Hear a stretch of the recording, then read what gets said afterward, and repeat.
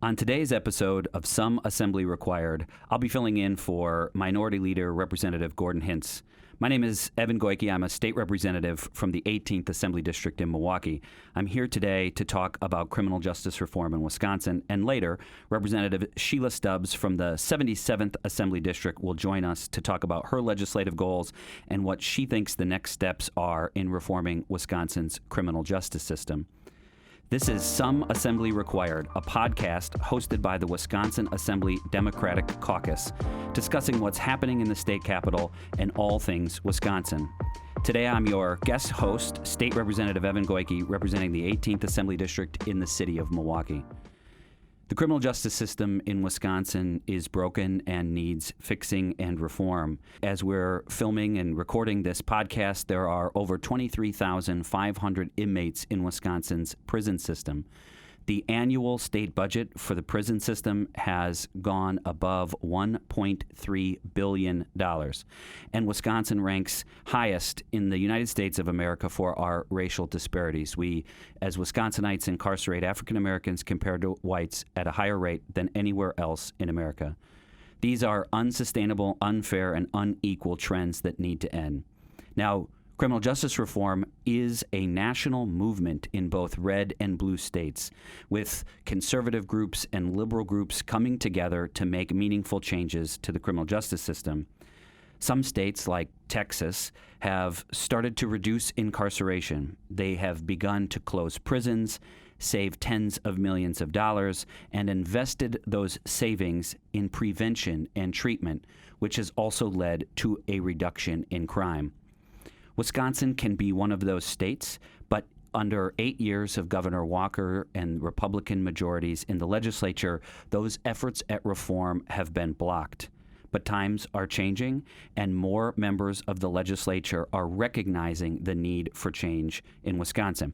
I want to start this podcast with a brief story of a young man that I haven't had the honor of meeting, but it's a name that I want people in Wisconsin to know, and that's Damian Payne.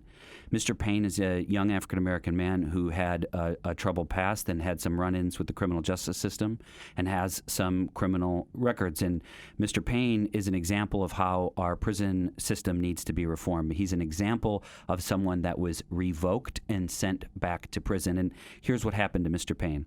He was serving a sentence of community or extended supervision, sometimes what we call paper. He was under the supervision of the Department of Corrections. He was pulled over in his car. The police searched his vehicle, and in the glove compartment, they found a handgun. It was a violation of the law for Mr. Payne to possess a handgun, but the gun wasn't his. It was his girlfriend's. She was a lawful gun owner. I believe she had a permit for the gun. He protested his innocence. The Department of Corrections initiated what's called revocation, arguing that Mr. Payne should be sent back to prison for having the girlfriend's gun in his glove box. And at the same time, prosecutors in Ozaukee County prosecuted him with the felony of possessing the gun. Here's what happened. A jury of Mr. Payne's peers acquitted him of the crime. They came to the conclusion that that was his girlfriend's gun, that he didn't know that it was there, and he was not in lawful possession. He was found to be innocent of the crime. But the Department of Corrections, in a different system with different rules and different burden of proof, sent him back to prison for 3 years. Mr. Payne and his revocation represents the largest number of prison admissions to our state system, and it's one of the ways where we really stand out in America. We send more people back to prison on a revocation than most other states, and it's an area ripe for reform. I wanted to keep Mr. Payne and his story and his example in our mind as we discuss criminal justice reform in Wisconsin, because these are very serious and very personal issues to the men and women that are in our criminal justice system. So our guest on Some Assembly Required today is Representative Shelia Stubbs, someone who is no stranger to reforming the criminal justice system. Representative Stubbs represents the 77th Assembly District in Dane County, the city of Madison, and previously served on the county board in Dane County. Welcome, Representative Stubbs. Thank you to my colleague and wonderful host on today of this podcast. Again, my name is Representative Shelia Stubbs, and I'm honored to be sitting with someone who has really laid a foundation here at the state level, Representative Goyke. Thank you so much for this invitation. Thank you, Representative. So you served on the Dane County Board prior to being elected. Talk to us a little bit about some of the work you did here locally to reform Dane County's criminal system. Well, it's important to know I haven't left. I'm still currently at the Dane County Board. I've been there 13 years, and my story comes a little different. I decided to run for office because someone in my district was not representing voices that were silent, voices that were missing, voices that were broken. And so I could not stand on the sideline and allow this to continue to happen. So I decided to do something. I decided to run for office because in the daytime, here I was, a senior probation and parole agent, working for the Department of Corrections, Division of Community Corrections. And at night, I was a vigilant, very active community activist. And how could I bridge both of those systems together? I would hear those complaints in the daytime in my job over and over again and watching people be revoked. And at night, I was going to those broken homes, trying to help mothers read, trying to help pay rent.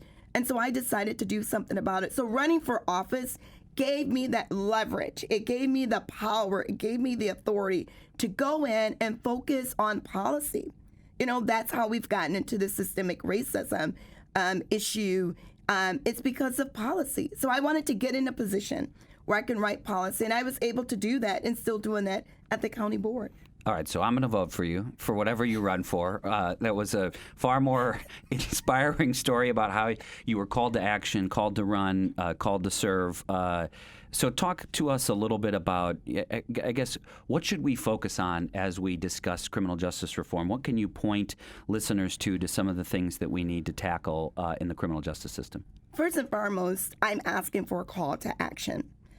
We need your help. If you are sincere, if you are passionate about reform work and our broken criminal justice system, we need you. So please reach out to us. I can say firsthand, as a senior probation and parole agent who focused on domestic violence cases and mental health cases, we are in dire need of help. The system must be reformed. We have inmates, or parolees as they're called, or offenders, which I have a problem with titles. We are labeling people with such a name before they can actually be rehabilitated back into our community. So here's what I say: welcome home. That's how I greet them: welcome home. On paper, they're an offender, but when I see them, they're my brothers and sisters in the community. One of the issues that I think that's really important is reentry back into our communities. You know, when people are removed from our communities, guess where they go back to? Where they were removed from. So why haven't we given the structure to those communities that are struggling? They're usually communities that have high drugs and high crime and high prostitution. And so we have not given those communities the help. One of the areas that I think is really important is residents. Where are they able to find a place to stay? It should not be our shelters. Our shelters cannot be their residents. Employment, where are they working? They should not have to go to McDonald's or Burger King or dollar stores. They should have good, sustaining family jobs that make a minimum of $15 an hour. Support, where's their support coming from? You know, when I was an agent, support came from churches. It came from community. It came from community centers. It came from women and men support groups. Where are their support system? Treatment. We have so many hundreds and thousands, or half of our population, returning back from prison have not received treatment. Where is the treatment? Let's not talk about aftercare when we can't talk about care within the prison system. Transportation. People are getting out of prison, released in our own community, don't have transportation from work to work, from work to treatment facilities, from work to child care facilities. Transportation is a huge issue. So I call it REST, RESTT, Residents, Employment, Support, Treatment, and let's not forget transportation. All right, so I already said I'd vote for you, and now I'm going to run your campaign for whatever you want to run for. So REST with two T's. Representative Stubbs, you've outlined a number of the challenges that face individuals when they come home to the community. And I just want to remind listeners that investing in what Representative Stubbs is talking about and leading on makes us safer. When individuals come back to a community that can support them, or to housing that can support them, or a job, it will reduce the likelihood that they reoffend, and that means crime goes down, fewer people are victimized, and all of our communities are safer. RESTT. I like it. So I want to switch gears a little bit. You've been serving on the Dane County Board, but you're newer to the State Assembly. I think earlier you shared with us a little bit about your call to action, but do you remember the exact moment when you decided to run for the State Assembly? I do. I remember that exact moment, and it is when I got a phone call from someone who said, "Your predecessor, Therese Berceau, is not running for office again." And I said, "Okay." They said, "You got to be in. Are you in or are you out?" I said, "I'm in. I'm in full pledge." And what I had to think about is I was currently serving as county board supervisor. What would my constituency think about me running for higher office? Do they think that I wouldn't think about local government? And so I made that decision with a couple of phone calls. The first person I called was my husband, because my mom was right there in the hotel with me. I couldn't yell out any louder, and I called my husband and I said, I just believe, God, that this opportunity has availed itself. This is something I've always had a desire to do, run for a higher office. Would you support me? And my husband's response was, yes. Anything you do, I support you 100%. The next person I had to call, who had a small voice in my house, was my 8-year-old. Aquila. And I said, "Aquila, do you support Mommy? Mommy's going to run for a job at the Capitol. Do you want to help Mommy?" And she said, "Yes, but we got to win." So she put that kind of status on. And then, of course, my mom, 100% from day one, has already seen me and this Capitol before it actually happened. So getting the permission of my family first. And then I called a couple of people that supported me the entire time. And immediately the answer was, yes, you should do it. And guess what I did? I did it. I ran and I won. And I'm honored to be sitting here with you. Take that, everyone else in the Assembly Democratic Caucus. So tell us about the 77th District. Obviously, you got a lot of passion, family, and super involved in the community. Tell us about the community that you represent. Well, first and foremost, I'm honored that the constituents of the 77th District decided to give me a chance. I had a 4-way primary. It was a very high-profile race. But at the end of the day, they decided to elect someone who was bold, someone who was going to stand up for policy, someone who's had to overcome a lot of barriers in my life. And so the 77th District is comprised of 20 neighborhoods, very diverse, the most diversified section of the whole city of Madison. I'm honored to represent the most affluent part of this district and the most economically deprived or challenged parts of the community. I live in the economically deprived, challenged part of the district, and I love being a part of South Madison. It has given me a platform to go out and advocate. Also, I have 2 other parts of this district I'm really proud of. I have the University of Wisconsin-Madison. I share that district with Representative Chris Taylor. So honored to have the UW population, the students there, the professors there, and I also represent the village of Shorewood. So here I am, sitting here next to you, representing the most influential part of this district. Most people of my district are either percentage-wise, I have the higher population of African Americans or people of color in my district. And then I have the smartest people in this state or somewhere in this country in my district that are researchers. So here I am. And you get to bring them all together. And I blend it well. What was the one thing that has surprised you the most about this new job in the State Assembly? I'm so happy you asked me that question. I'm really happy because you're probably not going to believe this, but here we go.